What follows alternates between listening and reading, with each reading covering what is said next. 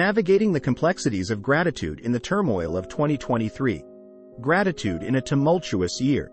In the relentless march of 2023, a year whose unwelcome embrace left indelible imprints on the fabric of our existence, the complexities of gratitude unveil themselves in stark relief. The workforce, like puppets yanked back into the mechanical rhythms of antiquated office cubicle spaces, dances to the dissonant tune of control. The economic landscape, once vibrant and promising, now resembles a haunted terrain, shrouded in the specter of protracted recession and haunted by the relentless specter of inflation.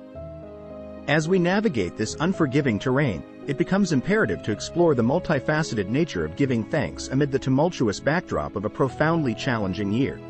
The dystopian office. In the throes of these societal upheavals, the very act of expressing gratitude takes on a Derridean complexity, a deconstructive dance on the precipice of meaning and absence. The dystopian relic offices, once deserted in the wake of pandemic-induced remote work, now beckon the weary workforce back into their lead-lit confines. It is a return not merely to physical spaces but an existential return to the factory regimes, the old order, where bodies are not only present but subjugated to the temporal whims of industrial control.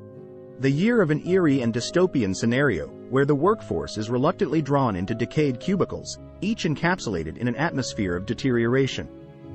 The fabric material that surrounds them is in a state of disrepair, frayed at the edges and stained with the marks of time. The once vibrant colors have faded, giving way to a muted and desolate palette. The decaying cubicles. The air within these cubicles is thick with the pungent odor of upholstery fabric rot, adding a sinister element to the already grim environment. The smell of upholstery fabric designed for durability and ease of cleaning is both oppressive and unpleasant, hangs in the air like a persistent reminder of the corrosive entropy that permeates the surroundings. As employees navigate through this decaying workspace, the fabric underfoot crumbles beneath their steps, contributing to an unsettling feeling of instability. The very structure that once provided a semblance of order and organization now mirrors the decay and neglect that has befallen it. The combination of the deteriorating fabric, the pervasive smell of cheap fabric rot, and the overall decay creates an atmosphere that is not only physically uncomfortable but also psychologically oppressive. It serves as a poignant metaphor for a workforce trapped in a system that is crumbling, both physically and metaphorically, with each passing day. Regressive resurgence. In the midst of this regressive resurgence, gratitude emerges as a nuanced and paradoxical sentiment. How do we express thanks for the resumption of a routine that feels like a regression, a reversion to a pre-pandemic normalcy that may have been anything but normal?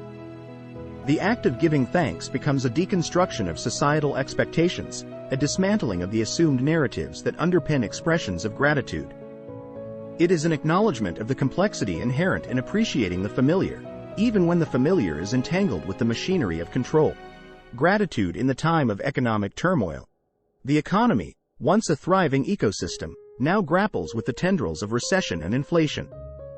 Gratitude, in this economic chiaroscuro, becomes a dance of shadows and lights.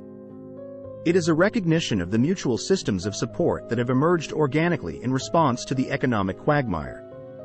Communities, bound by the shared struggle, extend hands of support and solidarity. The complexities of gratitude emerge not from blind appreciation but from an understanding of the fragility of economic certainties. In the midst of hardship, the act of giving thanks becomes an acknowledgement of the interconnectedness that sustains us, a communal exhale in the face of economic adversity. However, this act of communal acknowledgement treads delicately to avoid slipping into the discourse of false consciousness. Gratitude, when veiled in false consciousness, becomes a tool of subjugation, a deceptive narrative that obscures the harsh realities beneath a veneer of contentment. The complexities deepen as we grapple with the tension between genuine appreciation for mutual support and the potential trap of accepting hardship as a norm. Giving thanks becomes an intricate dance along the precipice, where sincerity and critical awareness converge. The destructured gratitude. In the eloquence of this turbulent year, gratitude takes on a dynamic, impactful, and sensual form. It is a visceral response to adversity, a recognition of the raw textures of resilience that permeate our collective experience. The impact of expressing thanks is not merely in the words uttered but in the acknowledgement of shared struggles, the shared burden of navigating a harsh reality. It is a dynamic interplay between acknowledgement and critique, a dance that embraces the sensuality of genuine human connection amid the turmoil. As we traverse the jagged terrain of 2023, gratitude becomes an existential necessity, a tool for survival in the face of relentless challenges. It is an acknowledgement of the threads that bind us together, woven through the warp and weft of adversity. Giving thanks becomes an act of deconstruction, unraveling the assumed certainties to reveal the intricate tapestry of human resilience. It is the sinuous strokes of reality, a testament to the complexities that define our existence in this tumultuous year. By Tezo Zomak, copyright 2023-1119.